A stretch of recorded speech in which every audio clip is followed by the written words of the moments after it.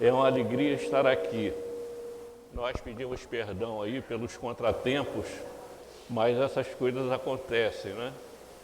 O que importa é que nós estamos aqui e com muita alegria no coração para falarmos do dia de hoje, um dia especial para nós.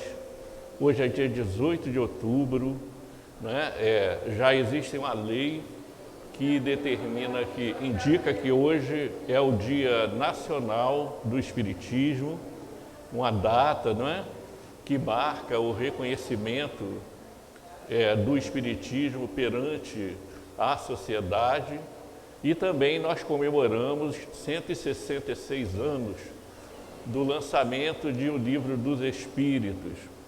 Esta obra, que no dizer de Herculano Pires, é a consolidação das palavras de Jesus em João 14, quando Jesus afirma que se guardais os mandamentos, eu rogarei ao Pai e Ele vos enviará o Paráclito, o Consolador, que estará com vós e permanecerá convosco. Então, chegado o tempo adequado, vem a doutrina espírita como um movimento que se apresenta do mundo espiritual para o mundo material, para o mundo físico.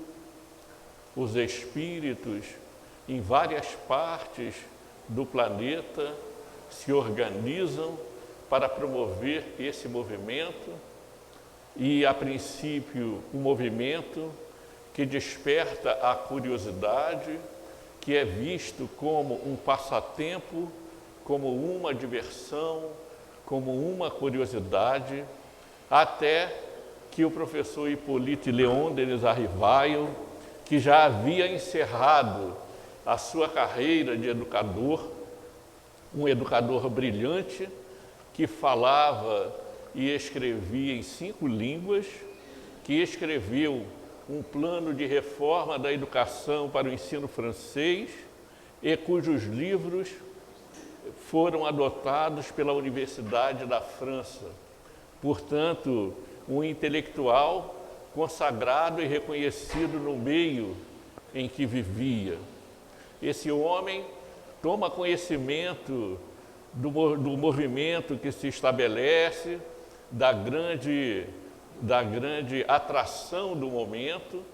Da primeira vez em que é convidado, ele não se sente atraído para participar do fenômeno, porque raciocina que aquele fenômeno pode ser produzido por um efeito físico qualquer, já que se trata de movimentos, ruídos e pancadas.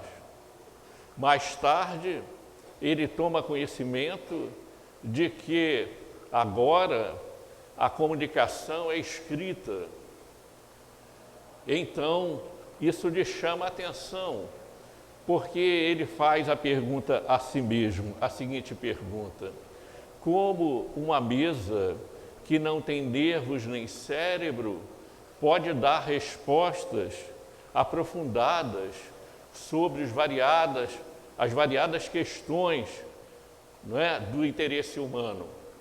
E a partir daí, ele vai a uma reunião. Naquela época não existia centro espírita, então a reunião era feita nas casas das pessoas. Ele vai à reunião na casa do Senhor Boudin e toma conhecimento de que as pessoas se reúnem ali periodicamente, pessoas também selecionadas, e já existem até anotações, existem os cadernos de anotações, mas as perguntas ainda são frívolas, são perguntas que dizem respeito à curiosidade das pessoas, e ele começa a observar. Esse é o grande mérito de um espírito maduro, que não se deixa levar, né, pelos estímulos exteriores. Ele começa a observar as respostas e começa a elaborar as perguntas. E a partir do momento em que o professor Hipólite começa a formular as perguntas, a reunião toma uma outra natureza, um outro caráter, porque começam a comparecer espíritos que dão respostas mais aprofundadas aos questionamentos que o professor elabora. Inicialmente, ele imaginava que se tratasse de uma instrução particular para ele mesmo. Então, estava ali aproveitando a oportunidade para obter as respostas que desejava. Entretanto, no momento seguinte, ele toma consciência de que as perguntas vão se multiplicando, as respostas vão se aprofundando. Então, está sendo formado ali um conjunto de conhecimentos que, a princípio, é muito mais importante do que ele imaginava. É nesse momento que ele diz assim: percebi naqueles fenômenos o passado e o futuro da humanidade. Uma questão que sempre me empolgara, porque qual não é o homem que em algum momento da vida não se perguntou por que ele sofre na terra, o que ele está fazendo aqui e o que será dele no futuro, quando a vida física findar. Qual a razão da dor na vida humana, do sofrimento, das injustiças, dos desequilíbrios de que somos tomados? Como conciliar a bondade de Deus diante de tantos fatores chocantes? Pensava o professor Rivaio. E ele vai dizer, lá na introdução de O Livro dos Espíritos, que as individualidades que se manifestavam disseram que eram os espíritos. Foram eles que disseram que se chamavam os espíritos. Não foi criação de Kardec.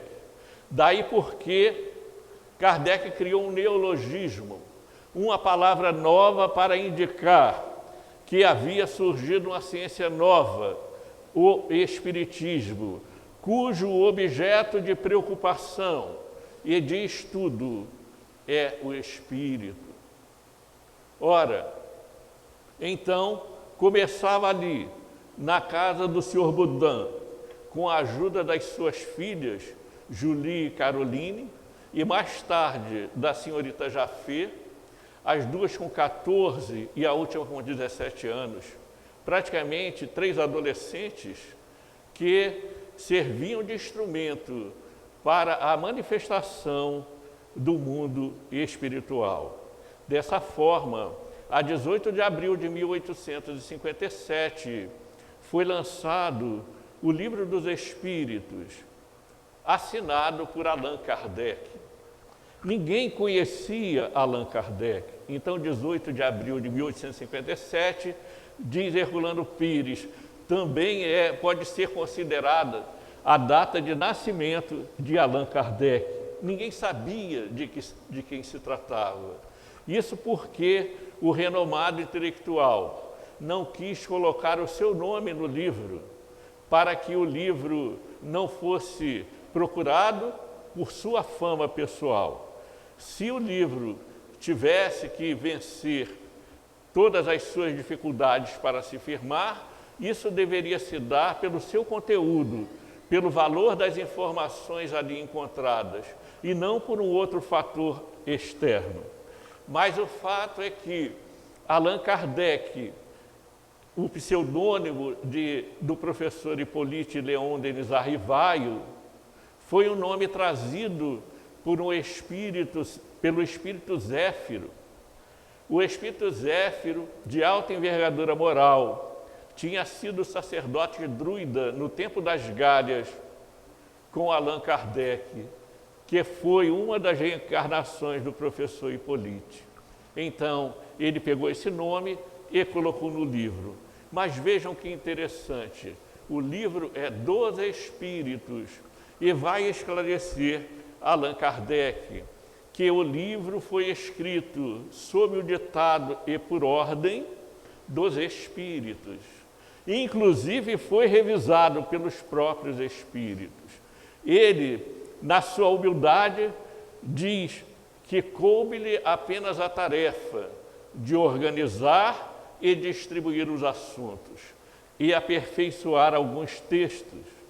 Mas, na verdade, existem estudiosos que consideram Allan Kardec uma espécie de coautor da literatura espírita, principalmente do Livro dos Espíritos, porque é um livro fundado na maiêutica de Sócrates, de perguntas e respostas. E para que as respostas sejam boas, é necessário que as perguntas sejam melhor ainda. Então, a extraordinária visão do grande estudioso reuniu em O Livro dos Espíritos as questões mais extraordinárias que dizem respeito à humanidade. E daí, a partir da elaboração dessas perguntas, vêm as respostas que nos interessam. Portanto, ele é uma espécie de coautor, no sentido de que soube elaborar as questões para que os espíritos pudessem responder a essas questões. E em algumas partes do Livro dos Espíritos, nós observamos até uma certa chamada de atenção, porque os espíritos dizem assim: nós já te dissemos isso, mas não é a dúvida para ele. A dúvida é para os que virão depois. Então ele precisa cercar de várias formas a resposta, até que se tenha a certeza absoluta do que a resposta quer dizer. Por isso, algumas vezes, as perguntas têm subperguntas. Então, são 1019 perguntas, mas, como dizia um professor muito dedicado, ele dizia que, um professor que era palestrante, ele dizia que se nós nos dessemos ao cuidado de contar as perguntas e as subperguntas, nós chegaríamos a quase 1.200 perguntas. Então, nós vamos verificar que a primeira edição consta de 501 perguntas e foi dividida em 3 partes. A segunda edição, que é de 18 de março de 1860, já é como nós conhecemos agora, com 4 partes e 1019 perguntas, se não considerarmos as subperguntas que são desdobramentos de algumas perguntas que ele faz. Então é uma obra imensa. E é muito comum a pessoa que não conhece a doutrina espírita dizer assim: mas estudar espiritismo é muito difícil, não é? Porque são vários livros. No Livro dos Espíritos são muitas perguntas. Como é que eu vou entender isso tudo, não é? Como é que eu vou absorver o ensinamento que a doutrina tem para mim? E Kardec diz assim: o Espiritismo se dirige aos corações sofredores, porque ele fala da dor do ser humano. Ele fala da esperança que nós devemos nutrir e daquilo que nós devemos fazer para corroborar a direção dos nossos passos. Ora, então não é muito difícil. Geralmente, quando as pessoas vão para as primeiras reuniões de estudo, eu costumo dizer assim, porque as primeiras reuniões são praticamente expositivas, a primeira parte. Eu costumo dizer que se você não está entendendo nada, você está indo muito bem, não é? Acalme-se, porque são informações diferentes. Então, Kardec elabora, organiza as informações dos espíritos, e ele começa com a introdução de 17 itens. Nessa introdução, ele vai falar sobre o espiritismo como uma corrente do espiritualismo, porque espiritualista é todo aquele que acredita que o ser sobrevive à morte do corpo físico. Materialista é aquele que acredita que tudo se acaba com a morte. Então, o espiritualismo é o grande adversário do materialismo e vice-versa. Mas o espiritismo vai além, porque todas as religiões acreditam na vida futura. Entretanto, o espiritismo demonstra, através da mediunidade, que o ser humano ele sobrevive à morte do corpo físico e continua sendo ele mesmo, havendo provas da identidade. Aliás, esse é um dos itens da introdução. Como é que nós vamos saber quando o Espírito assina por um nome, que é aquele nome que está lá, que é do Espírito, não é? Então, o Espiritismo é uma ciência. Nós precisamos entender como funciona, porque se a gente não entender, a gente corre o risco de se enrolar, de cometer equívocos. Então, Kardec vai nos preparando, a gente estuda para entender esses critérios, como funcionam. Quando Kardec começou a lidar com os espíritos, ele de cara percebeu uma coisa muito importante. Os espíritos não são iguais em poder, em inteligência, em conhecimento e em experiência. Havendo espíritos que sabem muito menos do que algumas pessoas encarnadas. Então, não é pelo fato de estar desencarnado que o espírito sabe tudo, não é? E devendo a observação dessas características, a confiança que nós devemos ter nos espíritos. Por isso existe lá um item, né, chamado escala espírita, o item 100, que vai dividir os espíritos em 3 ordens e 10 classes, para que a gente possa aferir qual é o grau de confiança que o espírito merece de nós. Isso porque, não é, como diz o Richard Simonetti, em relação ao mundo espiritual, existem 2 tipos de tolos: os que acreditam em tudo e os que não acreditam em nada. Cada caso deve ser analisado, né, submetido a critérios de controle, para que a gente tenha alguma segurança naquela comunicação. Então, isso está na introdução do Livro dos Espíritos. E há quem não ache importante estudar a introdução. No segundo item, mas fiquem tranquilos, eu não vou falar dos 17. No segundo item, Kardec passa a analisar a alma. O que é a alma? Não é? Porque os materialistas não dizem que a alma não existe. Eles dizem que a alma é uma substância, uma propriedade do corpo físico. Então, quando o corpo morre, a alma morre também, não é?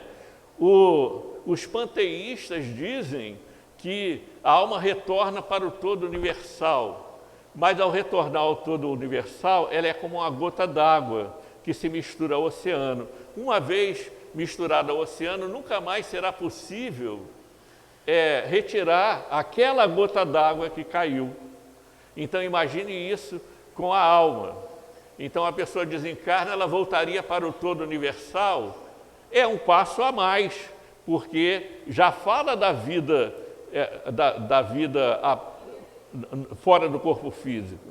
Mas também não há grande vantagem aí. Por quê? Porque nessa visão panteísta, não é? O ser humano, ele perde a sua individualidade. E, finalmente, ele vai falar da alma espírita, que é o ser moral. Quando alguém está triste, o que é que dói na pessoa? É o braço? É a perna? Não. É a emoção. Por isso nós somos seres morais. Não somos morais no sentido do certo e do errado. Somos morais no sentido de que podemos ser felizes ou infelizes. Essa é a grande questão. Então, o item 6, por exemplo, da introdução, é uma síntese da doutrina espírita. Se você não entende nada de espiritismo, nunca ouviu falar, você vai lá e lê o item 6. da introdução de O Livro dos Espíritos. Eu não ia falar, mas eu não resisto à tentação. O meu objetivo aqui é encantar vocês com essa possibilidade, né, de conhecer o Livro dos Espíritos, aqueles que não conhecem naturalmente. Porque é extraordinária essa possibilidade. Nós, há alguns anos, tivemos notícia de que um companheiro deu uma comunicação, um companheiro desencarnado, deu uma comunicação num dos grupos mediúnicos. E a comunicação dizia o seguinte: ele queria agradecer os anos que ele passou ali estudando, e que ele agora se encontrava no mundo espiritual e aquilo estava sendo útil para ele. Aquele conhecimento estava sendo importante para ele. Então, nós costumamos dizer que o conhecimento que a doutrina espírita oferece deveria ser uma prioridade em nossa vida absorvê-lo. Porque, com certeza, nós iremos desencarnar. Essa é a única certeza que nós temos na vida. Que tudo que nasce morre e que um dia nós iremos desencarnar. Então, é um conhecimento que vai nos servir para a eternidade.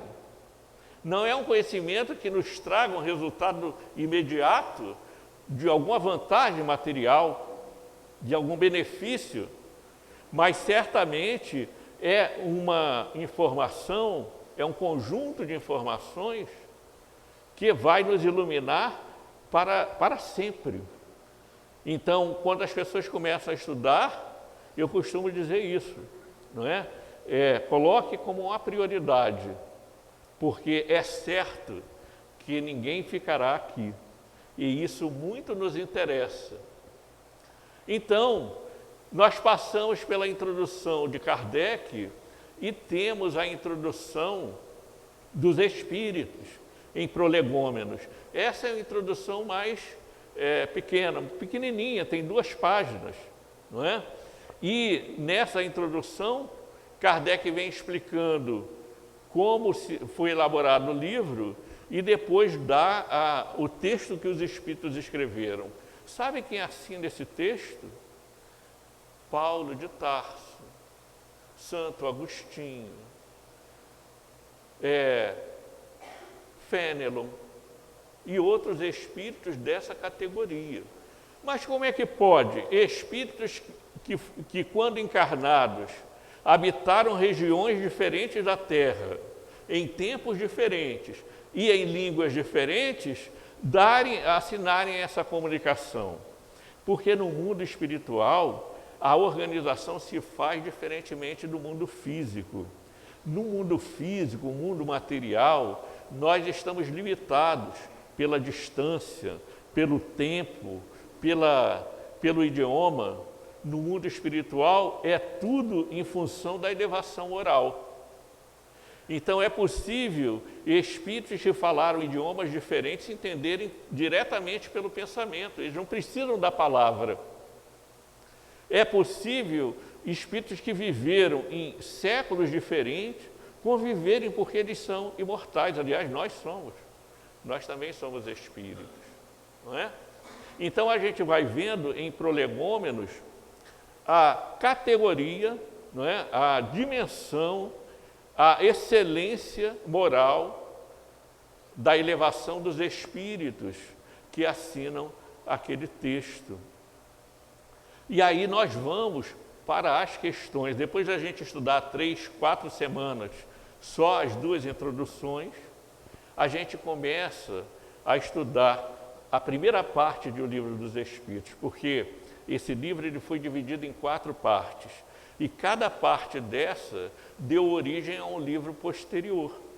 Então, a primeira parte das causas primárias, ela deu origem à Gênese. A Gênese nada mais é do que o aprofundamento da primeira parte do Livro dos Espíritos. A segunda parte, do mundo espiritual ou dos espíritos, é o Livro dos Médiuns. Então, você pensa que está estudando alguma coisa diferente? Não, você está estudando a continuação daquele assunto que você aprendeu lá no Livro dos Espíritos. A terceira parte, as leis morais, que são leis da natureza, não são escritas em nenhum lugar, estão na consciência. As leis morais dão ensejo ao surgimento do Evangelho segundo o Espiritismo, né? E a quarta parte, das esperanças e consolações, dão origem ao livro O Céu e o Inferno. De forma que, no Livro dos Espíritos, você estuda as 4 partes que você continuará estudando depois, nos anos subsequentes. Olha que coisa interessante, uma didática extraordinária, porque no Livro dos Espíritos tudo tem número, as questões são numeradas, né? Os assuntos são divididos em títulos e subtítulos, para que a gente encontre facilidade em localizar os assuntos. E vejam, houve um tempo em que se dizia assim que Kardec estava superado, que o Livro dos Espíritos estava velho, mas curiosamente, as pessoas que diziam isso não conheciam o Livro dos Espíritos. Inclusive, algumas questões que eu tive a oportunidade de acompanhar, a pessoa dava uma interpretação totalmente equivocada sobre as questões que estavam lá.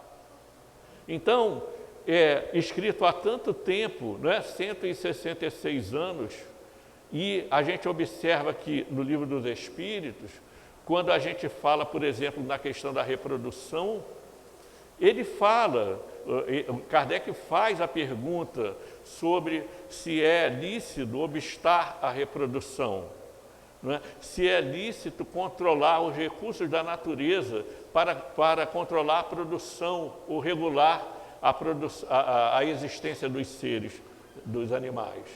Não é? Então, a gente vai vendo que, na maioria das vezes, é a nossa visão muito curta que não permite o aprofundamento. Mas então nós passamos pela primeira parte, que tem por início Deus. Deus é a base de tudo. Por isso a primeira pergunta é sobre Deus. Porque, dependendo da forma como a gente entende Deus, a gente vai estabelecer uma forma de se relacionar com Ele. Então, se eu entendo que Deus é um velhinho, que ele pode ser enganado, eu tento fazer negociatas. Eu crio, né, subterfúgios. Eu não sei se eu falei aqui, mas eu vou falar de novo, né? A gente, na Idade Média, a pessoa era condenada, de acordo com o pecado que praticasse, a rezar 2000 Pais Nossos. Aí o que ela fazia? Ela comprava uma estatueta que representava uma pessoa de joelhos no camelô. Olha que já existia camelô naquele tempo, né? Comprava no camelô, ia lá, fazia a primeira oração e botava a estatueta. No final do dia, ela voltava para fazer a segunda oração.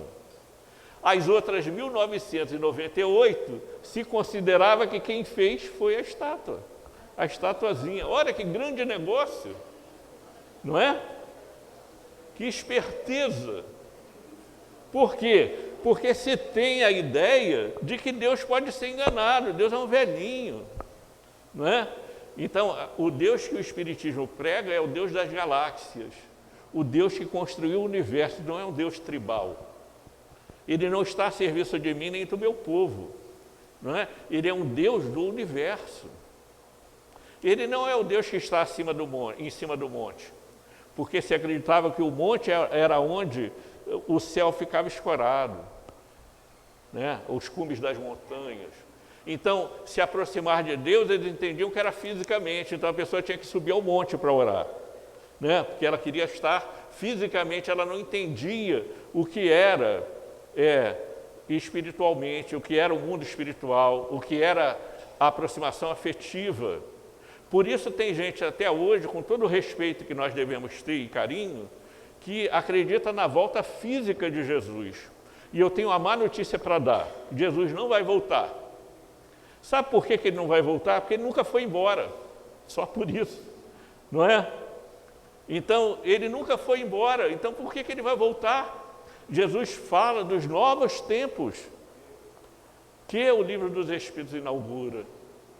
Uma nova visão, que é a transformação moral da humanidade. Kardec diz na Gênese assim, não é? Já não são as entranhas da terra que se revolvem, mas as entranhas morais da humanidade. Olha que beleza! É a inauguração de uma nova etapa. Então, o Deus que o Espiritismo, a que o Espiritismo se refere, é este.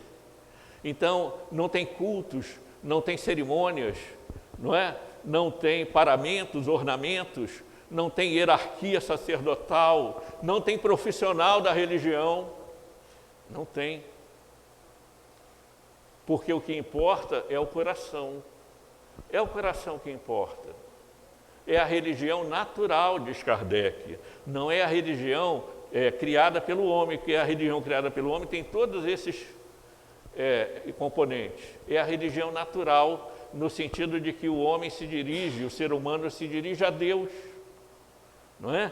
Então Kardec vai falar de Deus, mas ele diz que os Espíritos dizem que nós não temos condição de compreender Deus, porque nos faltam faculdades. Como é que eu vou ensinar ao cego de nascença a diferença entre o vermelho e o azul, se ele nunca viu as cores? Como é que eu vou dizer a ele qual é essa diferença? Então nos faltam capacidades que nós certamente adquiriremos um dia quando nos elevarmos. Mas por enquanto nós não temos condição de entender, de compreender Deus. Logo em seguida se estuda o espírito e a matéria. E assim como o espírito é o objeto de estudo do espiritismo, a matéria é o objeto de estudo das ciências oficiais. Então, as ciências vão estudar a matéria e o espiritismo vai estudar o espírito. E o que é esse espírito? O espírito é o princípio inteligente do universo. Então, Deus criou o espírito e a matéria, e o espírito ele tem que agir sobre a matéria e com ela, para intelectualizá-la, para torná-la melhor, mais apropriada ao seu uso, mas também para se desenvolver, porque o seu corpo espiritual, o seu perispírito, também é uma matéria. E na medida em que ele se transforma para melhor, ele purifica essa matéria, até o ponto em que ela vai gerar luz. Então, o espírito de luz não é quem trabalha na Light, gente. O espírito de luz é o espírito que se purificou a tal ponto que ele reflete a luz vem de dentro dele, a luz está dentro de nós. Essa é a questão. A boa notícia é que todos nós caminhamos para lá. A notícia que faz algumas pessoas desanimarem é que nós só chegaremos lá por esforço próprio. Não tem pechado, não tem QI, não tem como dar um jeitinho, não tem, não é? Todos nós iremos ralar muito para chegar a uma condição melhor, mas que beleza saber que nós vamos chegar. E uma vez que se chegue ao topo, eu sempre peço para quem chegar antes dar uma força, não importa se o espírito passou milênios no erro, ou se ele ascendeu quase em linha reta, o que importa é que chegou, não é? Porque o grande objetivo é a nossa felicidade. Vamos para a segunda parte, e a segunda parte do Livro dos Espíritos, do mundo espírita, ou dos espíritos. Então, nós vamos entender que os espíritos são os seres inteligentes que povoam o mundo, que povoam o universo fora do mundo material. Quando eu falei que o espírito, em contraposição à matéria, é com E minúsculo. Toda vez que a gente observar no Livro dos Espíritos, espírito com letra maiúsculo, ele está se referindo à individualidade inteligente, a nós. Tá? Então, nós vamos aprender que esse espírito é criado simples e ignorante. Todo mundo é criado simples e ignorante para atingir a perfeição relativa. Mas que uns vão chegar antes que outros, ou porque são mais dedicados, mais sinceros, mais esforçados, ou porque foram criados antes e foram aprendendo, porque Deus cria incessantemente os espíritos. Quando o mundo foi formado, a Terra foi formada, há 4,5 bilhões de anos, Jesus já era perfeito. Tanto que ele recebeu de Deus essa incumbência, não é? De administrar, gerir, não é? E dirigir esse processo de transformação daquela grande bola de fogo e gás no mundo habitável, para que surgisse a vida microscópica, para que a vida se desenvolvesse e um dia viesse a humanidade. E depois que a humanidade veio, ele veio pessoalmente.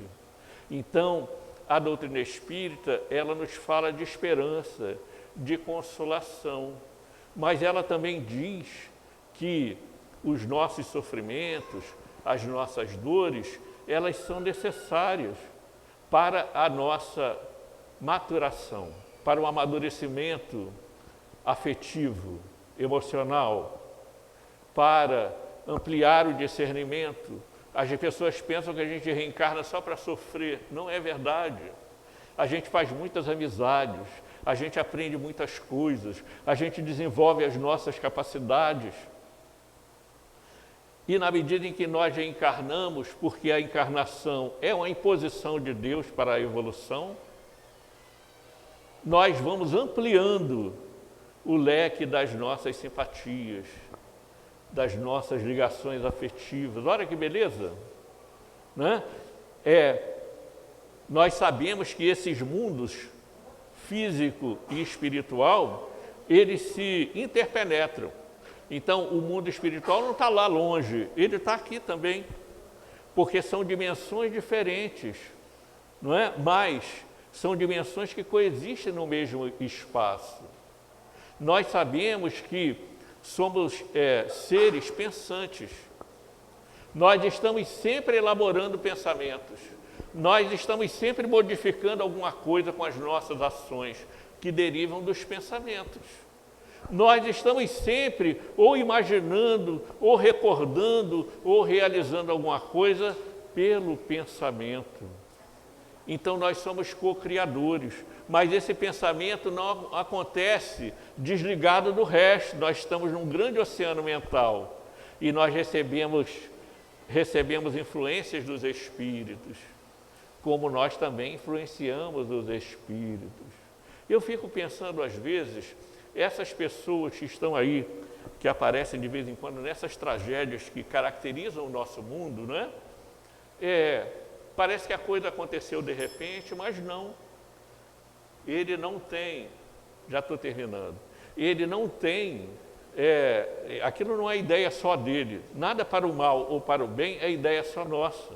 Nós somos sempre influenciados, nós somos sempre influenciados. Então, qual é o objetivo prático da vida? É a gente se desenvolver. É a gente se desenvolver em termos de sentimento, em termos intelectuais, é a gente aproveitar o nosso tempo para fazermos coisas úteis para os nossos semelhantes, aprender a servir, para combater o egoísmo, para deixar de pensar só no nosso próprio umbigo. O Espiritismo fala ao coração sofredor. E eu vou terminar a nossa conversa lembrando de uma história que o Espírito Hilário Silva conta, de Kardec.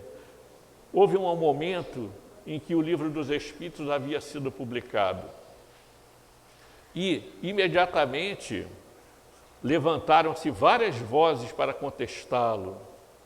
Imagina o que era lutar contra a igreja no século XIX na França. O poderio político, né? A influência da força, tinha que ter muita coragem. E o dinheiro estava acabando. Naquele dia o codificador levantou triste, abriu a janela. Sobre ele pesavam as preocupações das decisões que teriam que tomar. O dinheiro estava escasso, os colaboradores eram raros, são até hoje raros, né? Parecia até que o peso do mundo estava vergando sobre a sua cabeça. Naquele dia alguém tocou a campainha e ele foi atender. Era o carteiro que lhe entregou uma correspondência. Ele recebeu o pacote e abriu, era um exemplar de O Livro dos Espíritos. E vinha um pequeno recado, uma pequena mensagem que dizia assim: Senhor Allan Kardec, sou livreiro desde a meninice, mas há tempos fui tomado por um desgosto invencível. A minha esposa, depois de uma longa doença, faleceu. Então, eu fiquei desesperado, nós não tínhamos filhos. Ela era a luz da minha vida. E sem condição moral de suportar aquela dor, eu me afoguei no álcool, na bebida. Eu era um funcionário exemplar, mas comecei a faltar ao serviço, a chegar atrasado, a fazer tudo errado. O meu chefe teve muita boa vontade até que me mandou embora. A essa altura, eu já começava a namorar o Rio Sena. Eu não sabia nadar, seria fácil me jogar dali. E foi com essa disposição que, numa noite chuvosa, eu me dirigi para lá, não tinha ninguém para me socorrer. Toquei o parapeito da ponte e alguma coisa esbarrou na minha mão. Abri, era o Livro dos Espíritos. E estava escrito assim: este livro salvou a minha vida. Aquilo me chamou a atenção. Quer dizer então que uma outra pessoa que desejava se matar, leu o livro e não se matou. E ainda deixou o livro ali. E agora era eu que tinha acesso a esse livro. Comecei a ler o livro e fiquei a noite toda acordado. Porque cada vez que eu lia, eu me identificava com a resposta, parece até que eu já sabia. Não me tornei suicida. Estou devolvendo o livro com votos de que o Senhor faça o que desejar dele. Muito obrigado pela mensagem de esperança. Muito obrigado por eu saber que existem espíritos que cuidam de mim, o meu anjo da guarda, os espíritos protetores, aqueles que foram meus parentes em vidas passadas e que continuam me amando, torcendo por mim para que eu vença essas dificuldades no mundo físico. Muito obrigado. O codificador, então, tomado de profunda emoção, enxugou uma lágrima que teimava em cair, respirou fundo e partiu para os seus afazeres. O Espiritismo fala direto ao coração. É a fonte, é o manancial de água límpida e refazente para que nós possamos nos revigorar e vencer as dificuldades que nos aguardam. Muita paz. Que Deus abençoe.